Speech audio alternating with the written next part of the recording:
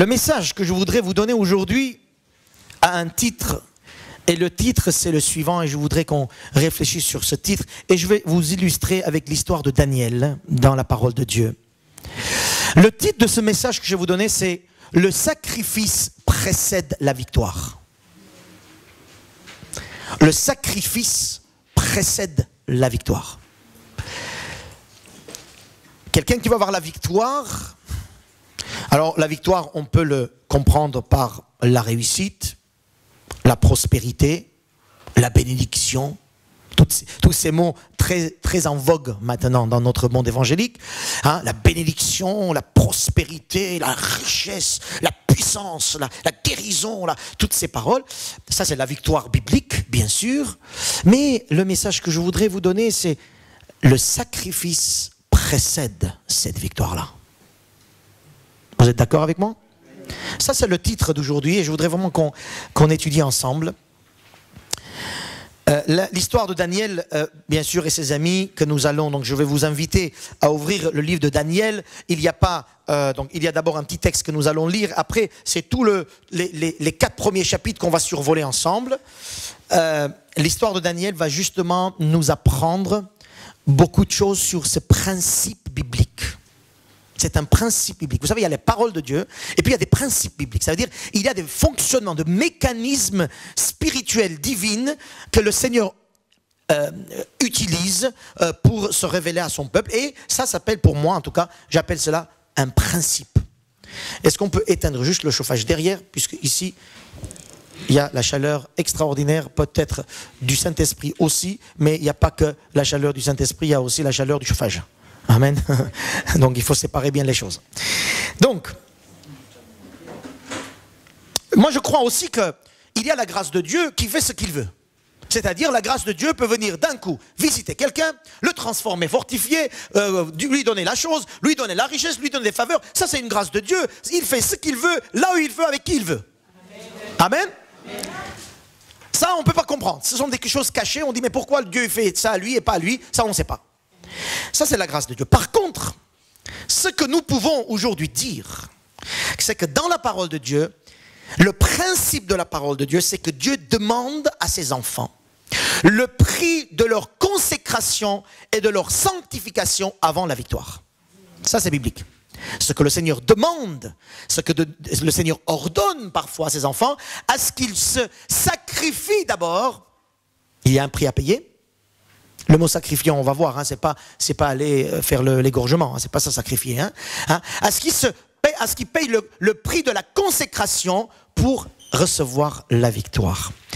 Le sacrifice précède la victoire.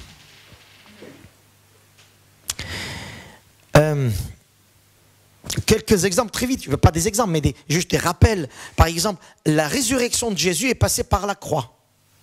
Oui ou non? Il y a d'abord la croix. La victoire vient après. Jésus, par exemple, il dit à ses disciples, ceux qui veulent être mes disciples doivent porter leur croix. C'est pas facile à porter le croix. C'est un sentiment de sacrifice, de souffrance.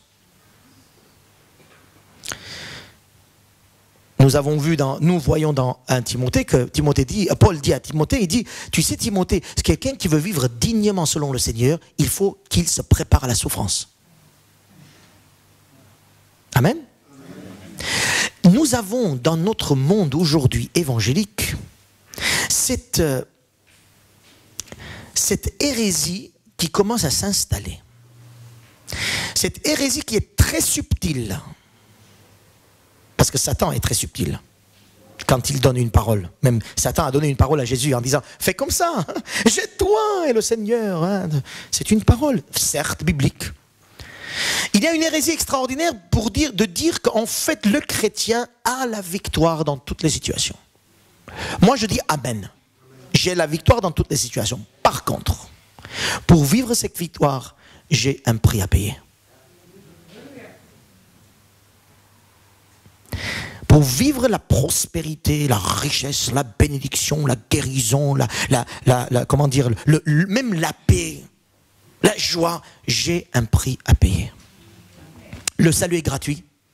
Tu peux devenir gratuitement un enfant de Dieu quand tu dis, Seigneur, pardonne-moi, je veux être ton enfant. Le Seigneur dit, viens, il n'y a pas de problème. Mais attention, quand tu viens, tu as un prix à payer. Tu vas vivre avec moi. C'est la porte étroite quelque part. Amen. Amen.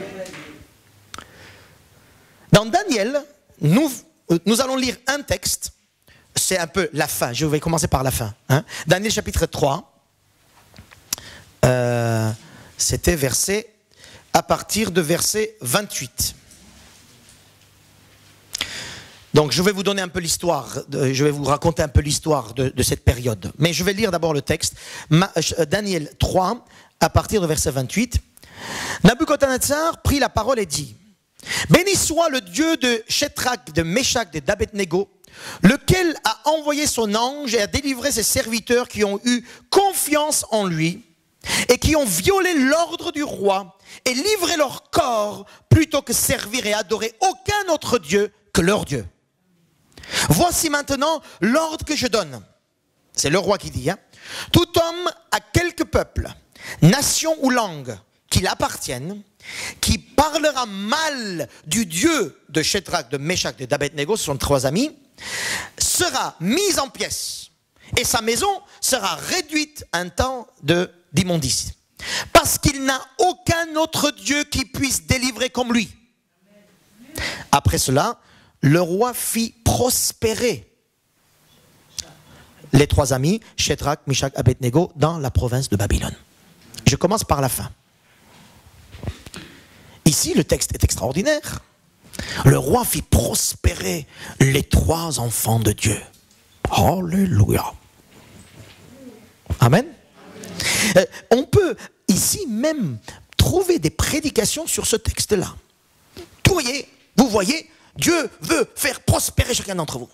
Spirituel, mental, physique, tout ce que vous voulez. Amen, je suis d'accord.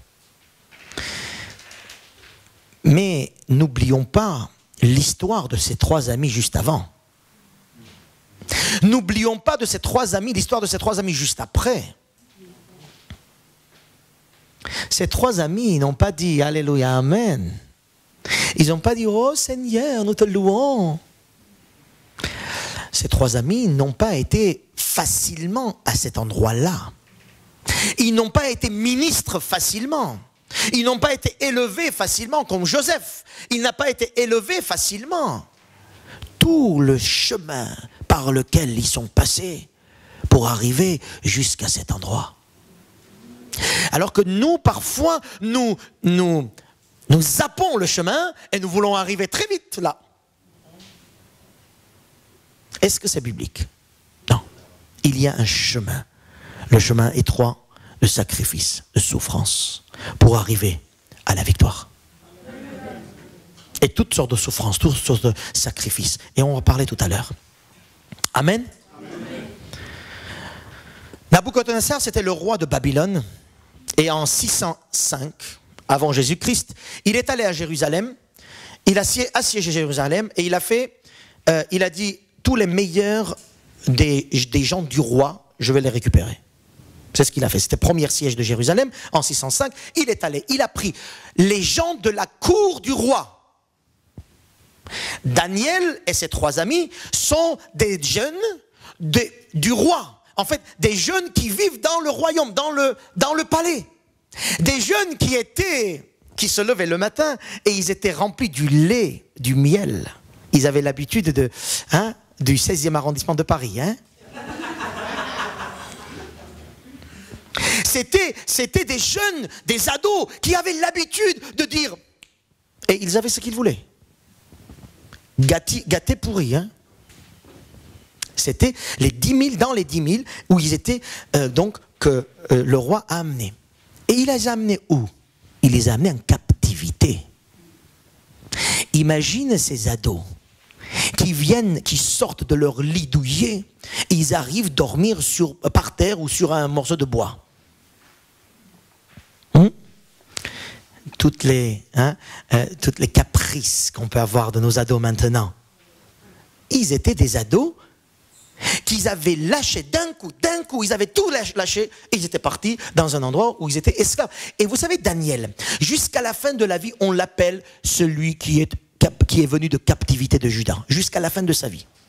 Il était toujours vu comme celui qui est captivité. En fait, il était ministre, mais on l'appelait, bon, celui, il est ministre, mais bon, quand même, hein, il est captivité, hein, il est venu de Juda, lui. Hein. Ah, quand même, il est un peu... Et il a souffert tout ça. Il a souffert tout ça. On est vexé parfois, mais là, je dis vexé, ils étaient même plus que vexés, là, hein, ces ados, qui arrivent à la cour de chez Babylone, chez Nabucodonosor, et puis on lui dit, vous savez quoi? Vous allez maintenant, bon, on s'en fiche vos parents, on s'en fiche vos familles, arrêtez de me parler de vos familles, c'est ce qu'ils disent, hein? Hein? Oui, maman, papa, il n'y a pas maman, papa ici. D'accord? Vous allez manger ce qu'on vous dit. Vous allez faire ce qu'on vous dit. C'est maintenant que ça se passe. Alors eux, ils souffraient, on ne parle pas de la souffrance de ces trois amis. C'était un roi cruel, Nabucodonosor. C'était un roi orgueilleux. Il était très fort. Il était puissant. Et à chaque fois, par des événements divers du livre de Daniel, ça c'est un autre message, mais je vous rappelle juste, à chaque fois par ces événements-là, le roi est arrivé à dire, à 4 fois, est arrivé de dire, vous savez, le Dieu de ces trois amis est le meilleur. À chaque fois, il est arrivé à la confession, le roi, parce qu'il y avait ces 4 pauvres captivités, des gens de captivité, des ados, des esclaves, des exilés qui étaient là, en voyant ce qu'eux ils ont fait, lui, le plus grand des rois, en plus il s'appelle roi des rois à l'époque, le plus grand des rois, il dit, leur Dieu quand même.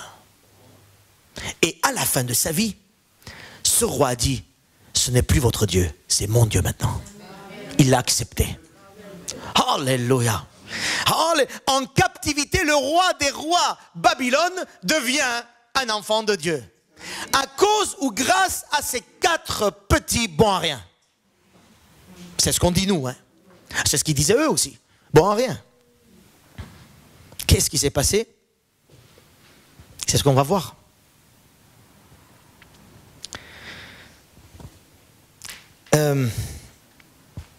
D'abord, ce que je voudrais dire, aucun endroit dans le livre de Daniel, nous voyons que ces 4 jeunes se plaignent. Je ne sais pas si vous avez, lisez-le. Aucun endroit nous voyons les 4 jeunes se plaindre. Pas de mécontentement, pas de plainte, pas de victimisation.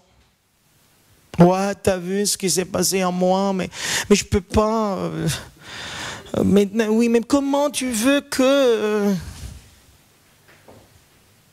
Oh Seigneur Jésus, pardonne tes enfants qui ne s'arrêtent pas de plaindre.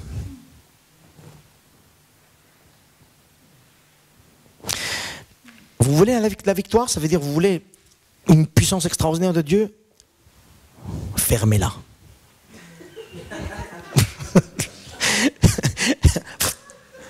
Arrêtez. Nous ne voyons aucun endroit que ces 4 ados. Alors, ils avaient le droit. Nous, nos jeunes, nos ados, déjà, hein, l'omelette n'est pas bien faite. Voilà, hein, nos ados, nos jeunes, ils vont dire le truc, il n'est pas fait. Ils mangent, ils font la tête pendant 2-3 heures, ils reviennent après parce que, voilà. C'est toujours comme ça que ça se passe. Eux, ils changent de pays. En captivité, s'il vous plaît. Ils ont l'habitude de manger de telle manière, de marcher de telle manière, de s'habiller de telle manière. D'un coup, tout est changé. Maman, papa, il n'y a pas. Ils sont seuls. Ils sont en plein comment dire, centre de concentration.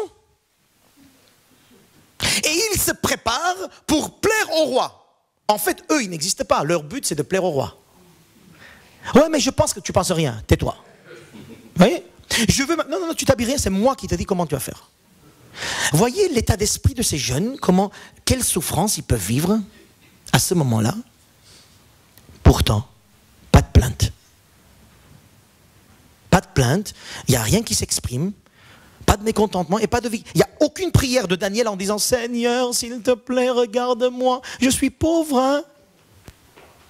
J'ai pas de maison, j'ai pas de famille, c'est difficile. » Parfois, il y a des témoignages comme ça. Il y a des témoignages où on est le centre pour que les gens de l'assemblée disent « Oh oui, le pauvre. » Il y en a qui aiment ça, hein, que tu me dises, oh le pauvre, j'aimerais, il y en a, c'est un peu inconscient aussi, ça se passe, c'est que des gens, l'être humain, c'est ça, on veut être pris en charge par d'autres en disant, oh le pauvre, qu'est-ce qu'on va faire de lui? Et toi, en face, tu vas dire, je sais pas, mais on va voir. Voyez? On aime être victime, hein? Amen? Je dis quelque chose de juste ou pas très... Mes frères et sœurs, allez vers la victoire. Vive le chemin de la victoire, de la paix, de la joie, de la puissance de Dieu, du bien-être physique, spirituel, moral. Aller dans ce sens-là nécessite une consécration, un engagement, silence et action sainte. Amen.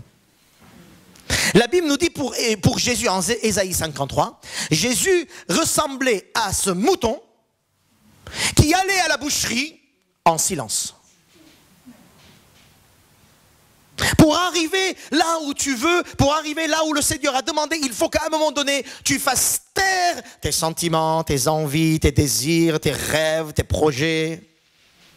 Et tu dis, Seigneur Jésus, je suis prêt à porter ma croix pour aller là où toi tu veux.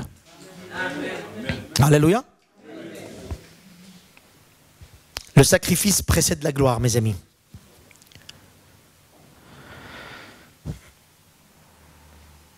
Dans le domaine où nous voulons vivre la victoire, des interventions de Dieu, des miracles, que ce soit à l'école, que ce soit en relation, que ce soit au travail, que ce soit à la maison, que ce soit en couple, que ce soit avec la famille, que ce soit dans le domaine même financier, purement matériel. Si nous voulons une intervention de Dieu, et moi je crois que nous pouvons demander une intervention de Dieu. Dans tous les domaines de ma vie, je peux demander une intervention de Dieu. Mais attention, demander une intervention de Dieu nécessite de ma part d'être prêt à la consécration et engagement total. Seigneur, guéris, je sais pas, Seigneur, je ne vais pas bien avec lui, alors je veux que ça soit bien avec lui, hein, relationnel. Pas de problème, le Seigneur dit, oui, je suis prêt à intervenir, mais c'est quoi ton engagement, ton sacrifice et ta consécration? Oh, mais il faut que l'autre change, oublie l'autre, je parle de toi. Là où on veut, mes frères et sœurs, que le Seigneur intervienne, j'ai besoin de ma part de me consacrer, de me préparer, de souffrir. Je mets bien le mot parce qu'on n'aime plus ce mot maintenant dans les églises. Hein? De souffrir parce que je veux obéir à la parole de Dieu. Il y a des églises qui vous disent plus l'obéissance. On ne prêche plus l'obéissance maintenant. Hein? Il n'y a plus d'obéissance. Tu reçois, le Seigneur te donne, remplis, oh, tout est bien. Ouais. Et où est l'obéissance? Bon, écoute. Seigneur Jésus, je veux que tu interviennes dans cette affaire. Mais moi, je vais obéir jusqu'à ce que je sois dans le feu de l'enfer s'il faut. Amen. 4 choses que je vais relever et on va terminer. Hein? Je veux dire, ça vient de commencer, mais 4 choses, ça va durer longtemps. Hein? 4 choses que je veux relever de la vie de Daniel, de cette histoire de Daniel et de ses amis. 4 choses pour vous dire. Ces gars-là, ils sont arrivés à ce qu'on a lu, c'est-à-dire à la prospérité, à l'élévation, parce qu'ils ont passé par ces 4 choses. Ils sont arrivés à la victoire, ils sont arrivés à la puissance, ils sont arrivés à la bénédiction divine, ils sont arrivés à la plénitude de l'esprit, ils sont arrivés à plein de choses. Daniel, jusqu'à là, on parle de lui parce qu'il a donné des prophéties qui arrivent aujourd'hui et qui vont arriver à la fin des temps. Mais comment est-ce qu'il est arrivé jusque-là? Il est arrivé d'abord et il s'est tué. Hein? Pas de mécontentement. Hein? Mes frères et sœurs, à chaque fois qu'on ouvre la bouche dans le mécontentement, on est en train de lier l'avenir. Amen. La première chose, la Bible nous dit dans le chapitre 1 de Daniel, que quand ils sont arrivés à Babylone, en Babylonie, on leur a dit, écoutez, maintenant, vous n'êtes plus en Judée, c'est fini votre affaire, vos habitudes, ce que vous savez de votre Dieu et de vos habitudes matérielles et tout ça. Maintenant, vous allez manger des choses qu'on vous donne. Et les choses qu'ils donnaient, c'était des choses, des bonnes choses. Hein. La viande, le poulet, le rôti, des choses extraordinaires, que peut-être que nous tous, on aurait fait une agape extraordinaire avec ces choses-là. Hein. En soi, il n'y avait pas de mal. On leur a dit, vous allez maintenant manger de ça. Ils ont dit, ouais, pourquoi pas. Par contre, ils ont vu que dans ce qu'ils proposaient, c'était fait au nom du dieu ou des dieux babyloniens. C'était consacré aux dieux babyloniens. Et les 4 jeunes, ils ont dit, vous savez quoi? On refuse. Alors, c'est facile de dire on refuse. Toi, tu vas refuser un ordre du roi des rois de Babylonie qui t'a fait sortir de ton pays, qui t'a amené pour lui, et tu vas le refuser. Et qu'est-ce qui t'attend après? La mort. Ou peut-être, à la limite, au meilleur des cas, esclaves comme les autres, c'est-à-dire dans les champs. Alors qu'ils sont dans la cour du roi pour se préparer à être des ministres. Et eux, ils disent, nous prenons le risque d'être rejetés et d'être esclaves, même la mort. Parce que nous croyons, regardez d'où ça commence, nous croyons que ce que vous nous proposez n'est pas selon la parole de Dieu. Juste ça. Ils sont fous, hein.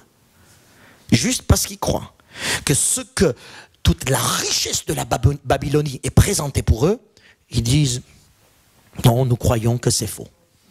C'est pas selon la parole de Dieu. C'est contre le principe de notre Dieu. Nous, on ne veut pas trahir notre Dieu. Nous, on ne veut pas.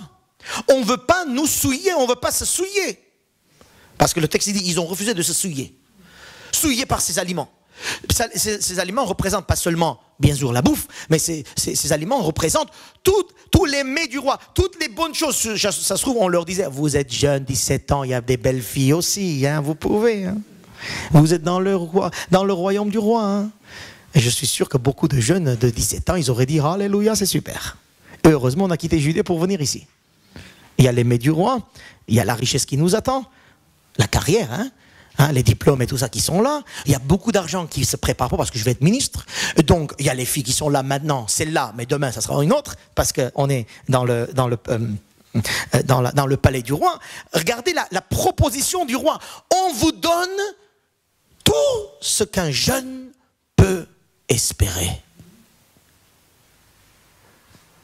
Ils ont dit non. Ne me dites pas, c'est pas un sacrifice. Ne me dites pas, c'est pas une souffrance.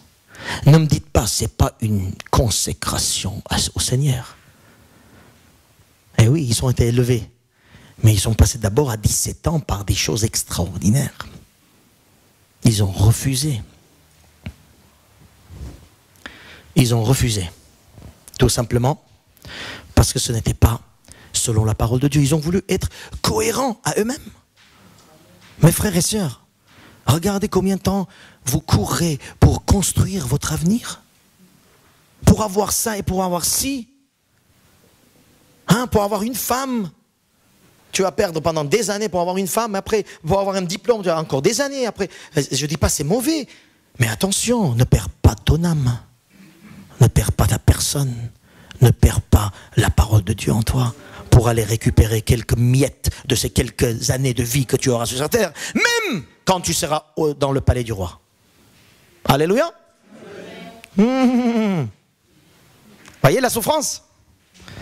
Voyez la souffrance que le Seigneur dit. Si tu veux que je t'élève là où je veux que tu sois, alors il faut que tu passes par le prix de la consécration. Et le prix de la consécration, c'est de refuser les choses qui peuvent venir t'élever. Satan a fait la même chose à Jésus. Il a dit, prosterne-toi devant moi, je te donne tout le royaume.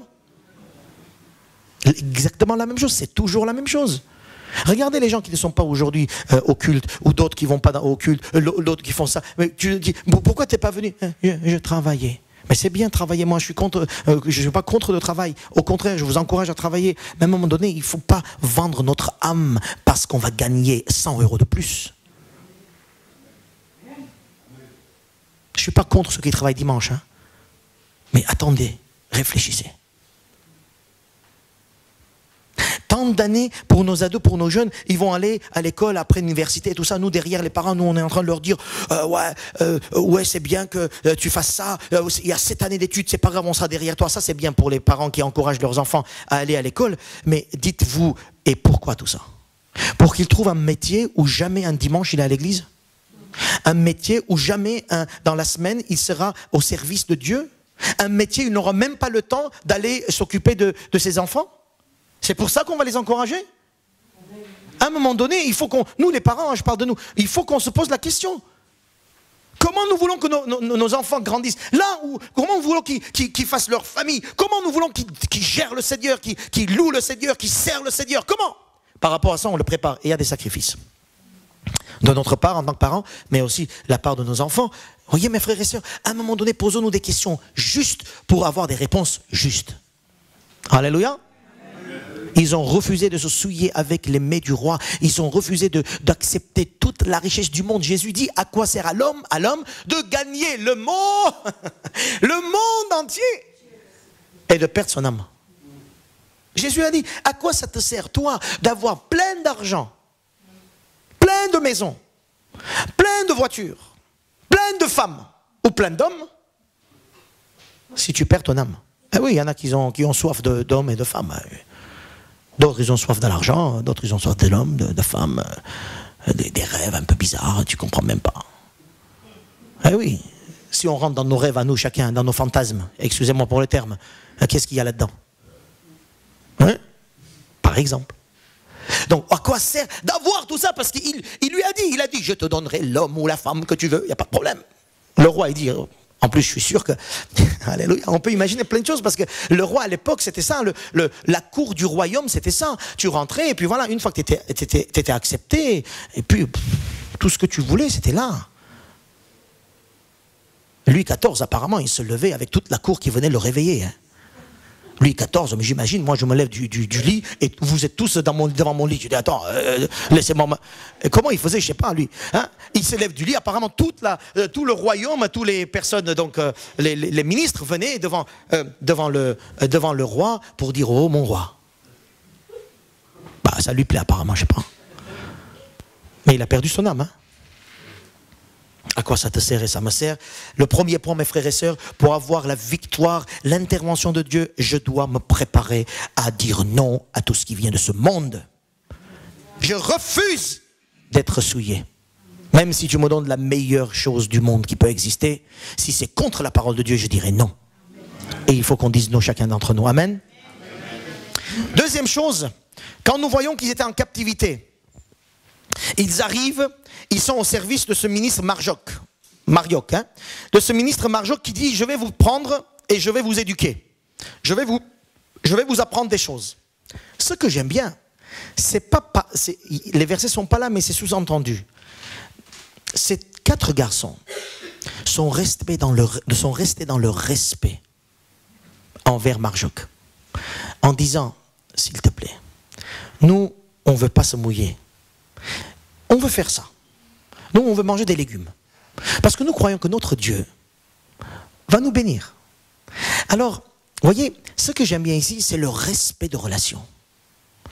Mes frères et sœurs, parfois nous sommes fatigués, parfois nous sommes tristes, ça arrive. Et à cause de fatigue et triste, on n'a plus de respect de relations avec les uns et les autres. Tu fais la tête à tout le monde. Et pour moi, ça c'est quelque chose qui n'est pas biblique.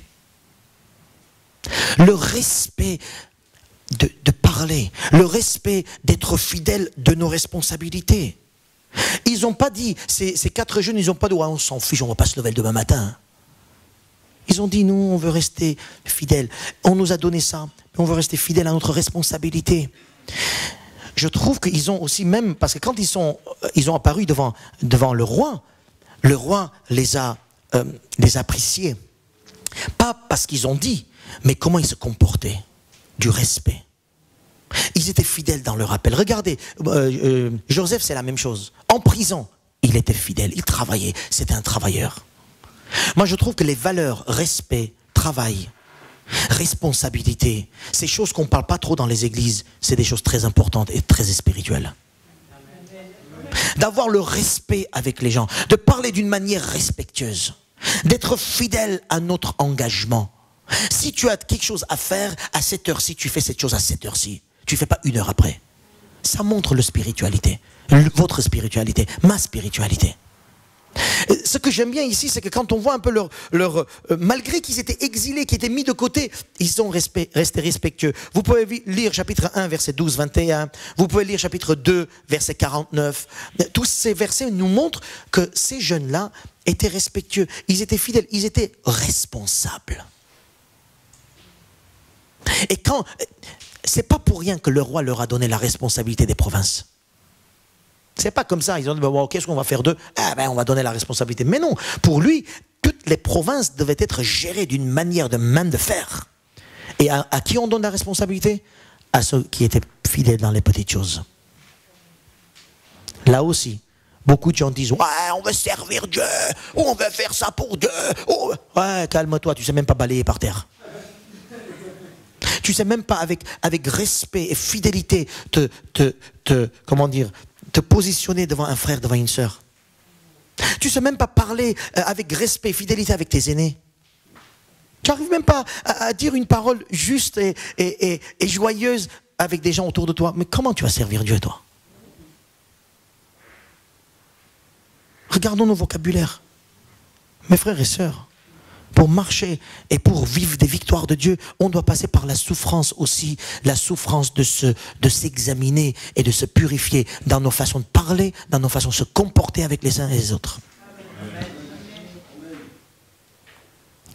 Fidèle dans les petites choses, et je te donne le royaume. Joseph, c'est la même histoire. Troisième chose. Pour avoir la victoire d'élévation, l'intervention de Dieu, troisième chose, vous savez ce qui s'est passé? Quand on leur a dit, quand le roi a dit maintenant, je vais tuer tous les astrologues, je vais tuer tous les magiciens et tous les sages de mon royaume parce qu'ils ils n'arrivent pas à interpréter mon rêve. Donc il a vu un rêve et il voulait, c'est bizarre un peu, hein, il voulait pas l'interprétation du rêve, il voulait que les sages puissent lui dire quel est le rêve pour interpréter le rêve. C'est quand même compliqué. Hein. Imagine, je viens te voir demain, je dis, j'ai vu un rêve hier soir, dis-moi c'est quoi? Tu vas dire, mais non, dis-moi, je t'explique ce que c'est. Et c'est ce qu'il a fait le roi.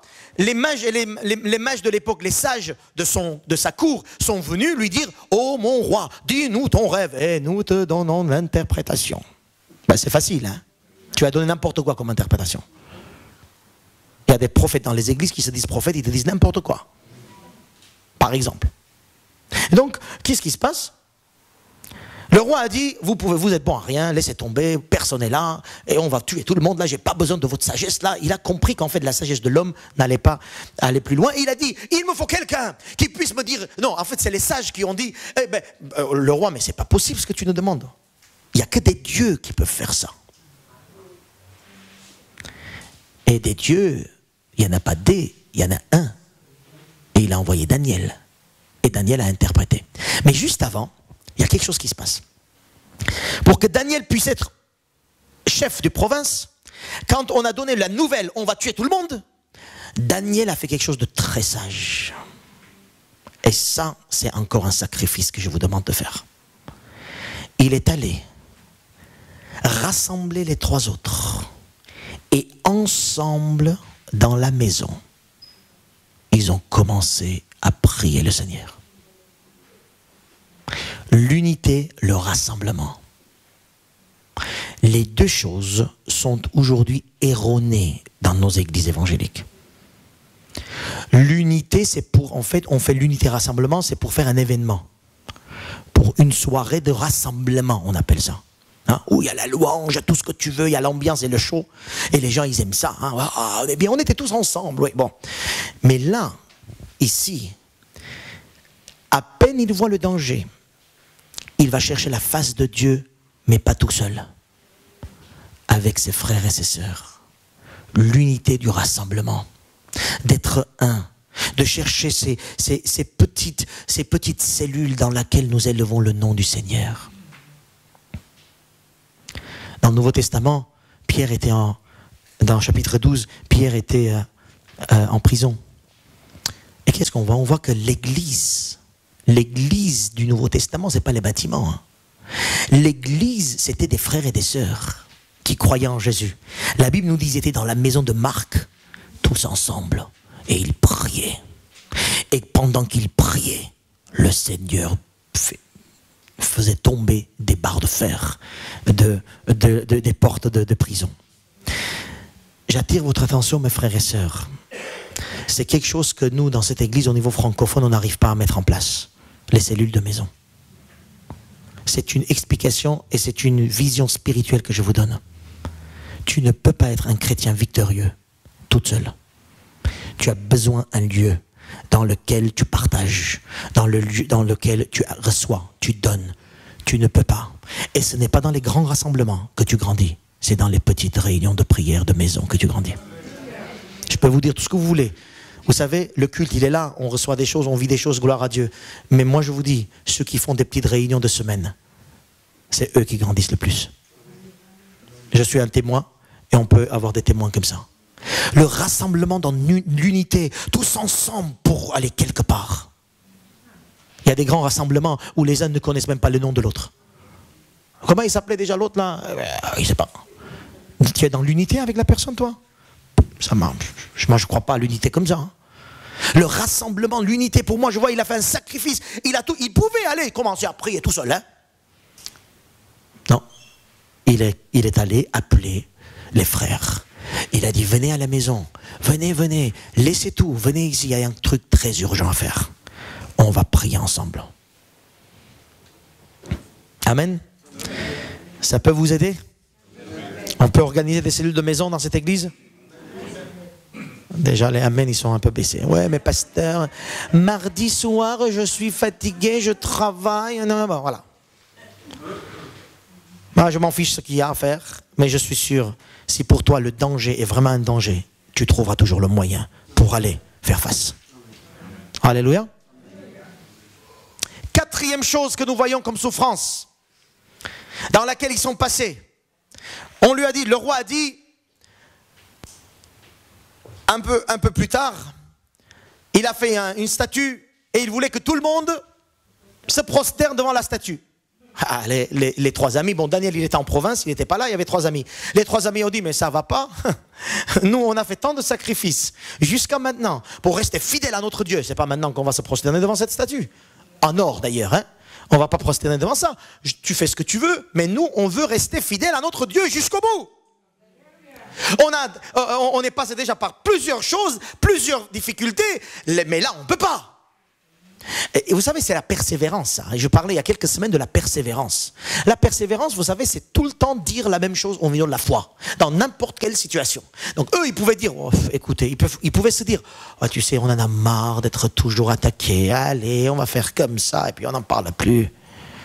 Et puis, d'ailleurs, ils étaient ministres à l'époque. Hein. Ils étaient ministres. Hein. Imagine, tu as une grande maison, avec beaucoup d'argent, et d'un coup, on te dit, il n'y aura plus ça. Qu'est-ce que tu fais? Tu fais tout pour trouver des combines pour garder, hein? Oui ou non?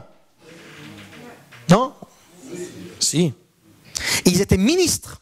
Ils étaient déjà à un endroit bien élevé, bien fort, bien puissant. Et on leur dit, ouais, ben, fais un petit truc. Une petite prosternation, là.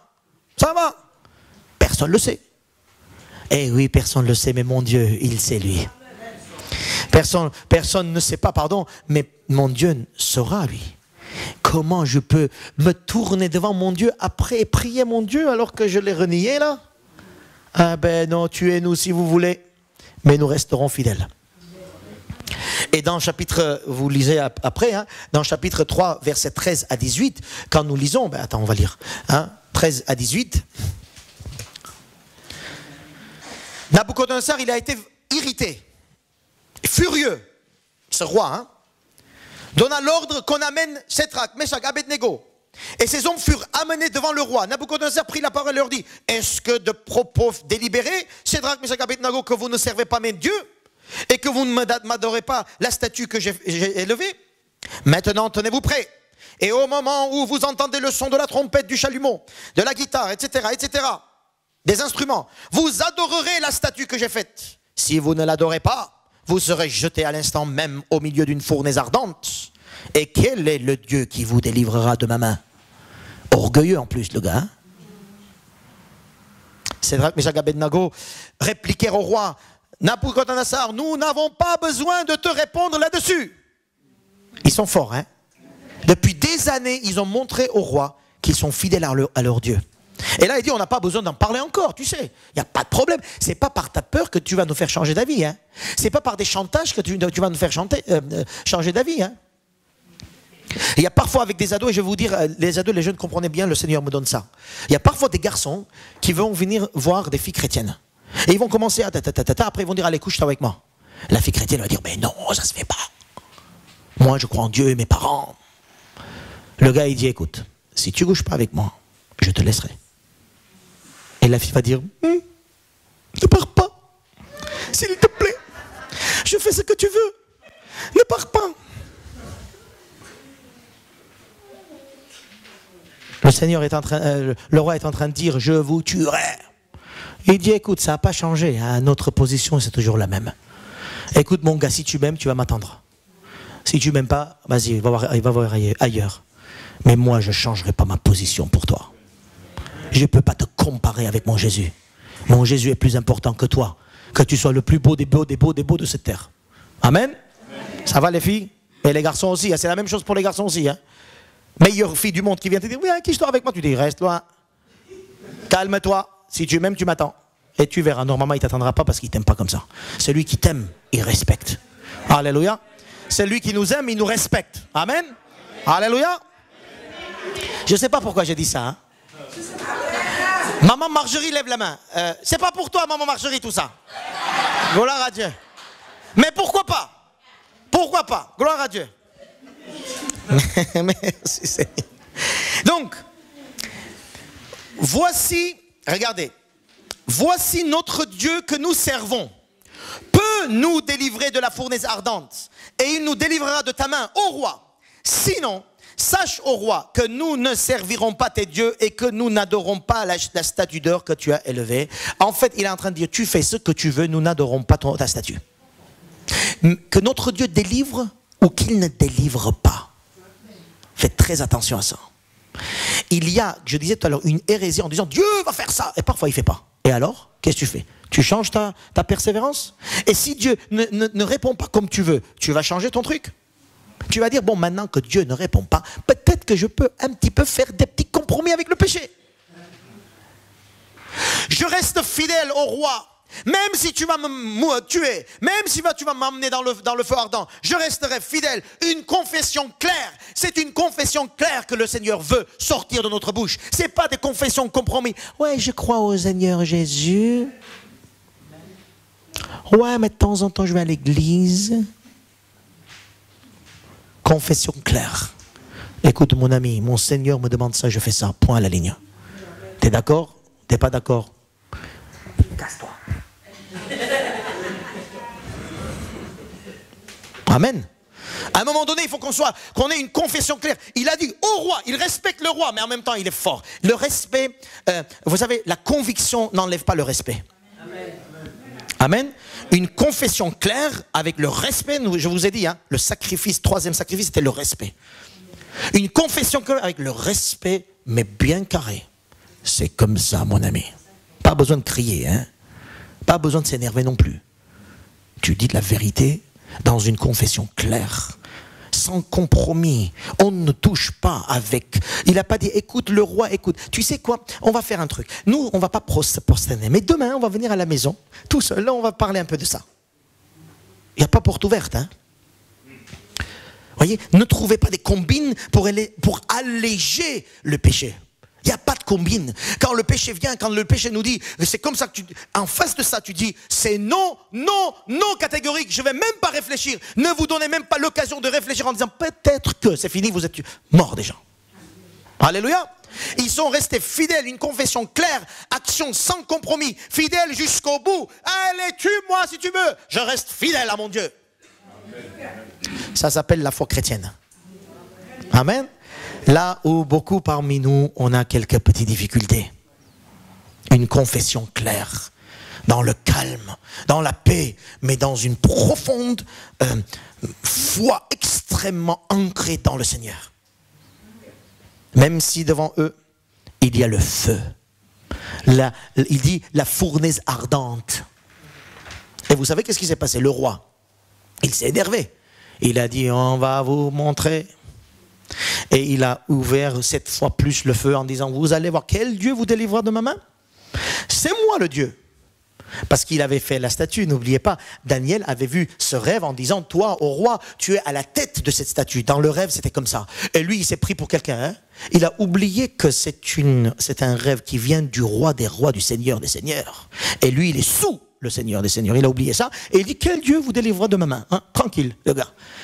7 fois plus la fournaise ardente. Et la Bible nous dit, ceux qui ont jeté les 3 amis, eux, ils ont été brûlés. Et c'est là que le Seigneur répond au sacrifice, au prix payé de ses enfants. Il répond. Vous savez qu'est-ce qu'il fait le Seigneur? Il dit, je serai avec mes enfants dans la fournaise ardente. Ils sont jetés 3 et il y en a un 4e. Ce 4e, c'est qui? Le Seigneur lui-même. Parce que pour le Seigneur, feu ou pas feu, c'est pas son problème. Il est partout, il peut être n'importe où, pourvu qu'il soit avec, alors tenez-vous bien, avec ses enfants fidèles, pas ses enfants fidèles, pourvu qu'il soit avec ses enfants fidèles, parce que c'est vrai, le Seigneur est avec tout le monde, mais il est avec ses enfants fidèles dans la fournaise ardente, il est avec ses enfants fidèles dans n'importe où, mais il cherche à être à côté de ses enfants fidèles. Et pour moi, quand je dis fidèle, c'est que dans n'importe quelle situation, je reste obéissant à la parole de Dieu. Tout le message d'aujourd'hui parle de l'obéissance jusqu'au bout. Parle de l'obéissance jusqu'à la souffrance même il faut. Alors, oui, le Seigneur veut bénir, il veut faire plein de choses. Le Seigneur, oui, voilà, il est là avec la fournaise ardente. On peut trouver des messages pleins comme ça. Le Seigneur est avec toi dans la fournaise ardente. Je dis Amen. Mais à quelles conditions? À quelles conditions? Combien de fois le Seigneur a dit à son peuple, je ne sortirai pas avec vous? Combien de fois il a dit, je ne serai pas avec vous? Jésus, quand il a dit, je serai avec vous, il a dit ça à ses disciples, qui étaient prêts pour mourir pour lui. Alléluia. Les disciples fidèles jusqu'au bout. Dieu intervient d'une façon puissante dans le feu ardent. Aucun domaine n'est atteint par le mal pour les enfants fidèles de Dieu. Le mal ne peut pas t'atteindre. Aucun domaine de ta vie n'est atteint par le mal à condition. Dis à ton voisin, à condition que tu restes fidèle. Obéissant. Jusqu'au bout. Pour le Seigneur. Alléluia.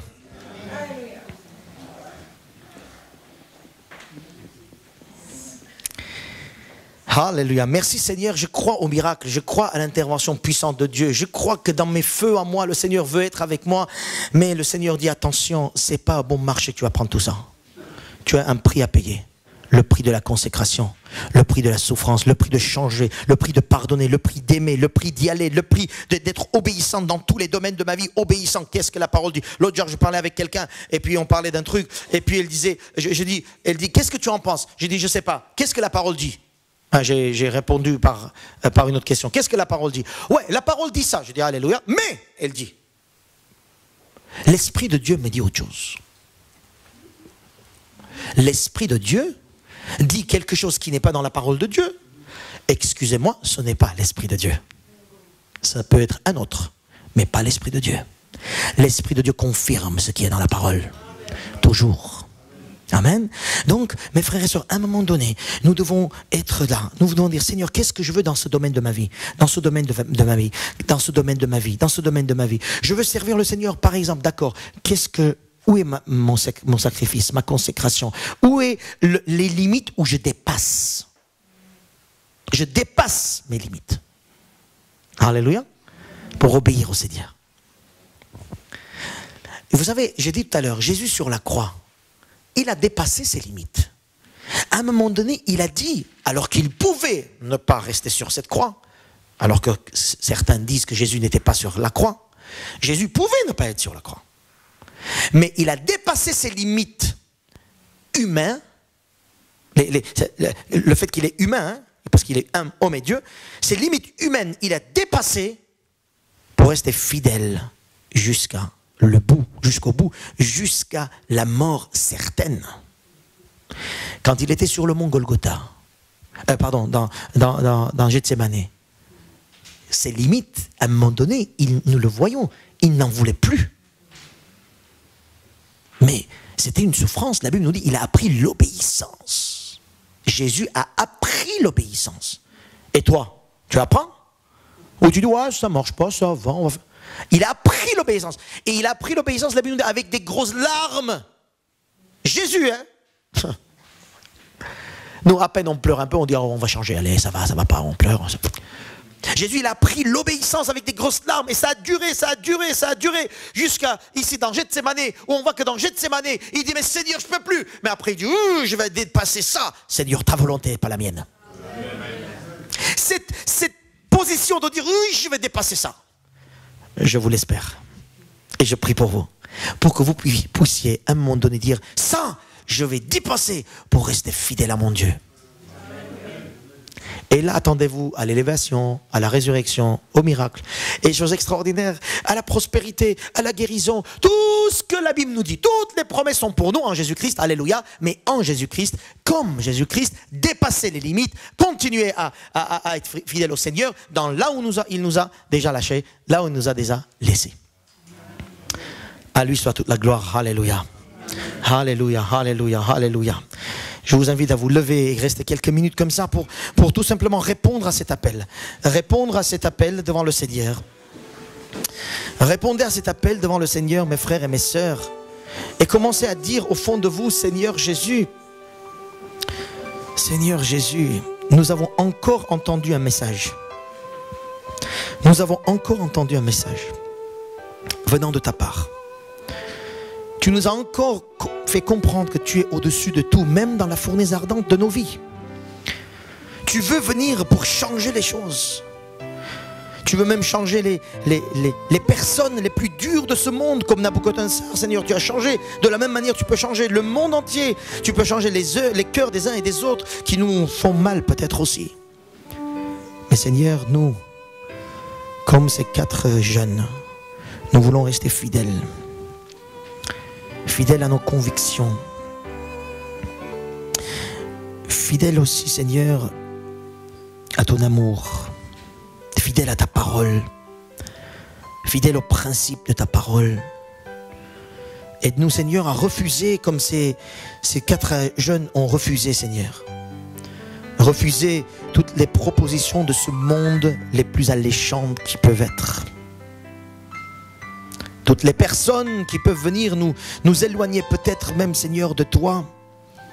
Donne-nous, Seigneur, maintenant, et nous recevons de toi cet esprit de sagesse, d'amour et de puissance. D'amour, sagesse et de force.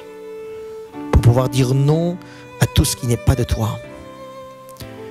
Donne-nous aussi, Seigneur, par cet esprit, la sagesse et l'amour de nous comporter les uns avec les autres. Donne-nous la sagesse, l'amour, Seigneur, c'est d'être fidèle à nos appels, à notre travail, là où tu nous as placés, d'être fidèle, d'être responsable, d'être respectueux. Donne-nous aussi, Seigneur, cette sagesse, cette force, cet amour, pour pouvoir toujours, avec les frères et sœurs, chercher ta face. Aide-nous, Seigneur, à être toujours unis avec nos frères et nos sœurs. Car nous ne pouvons pas être seuls. Seigneur, nous te demandons aussi, afin que notre confession et notre foi puissent être claires dans le monde,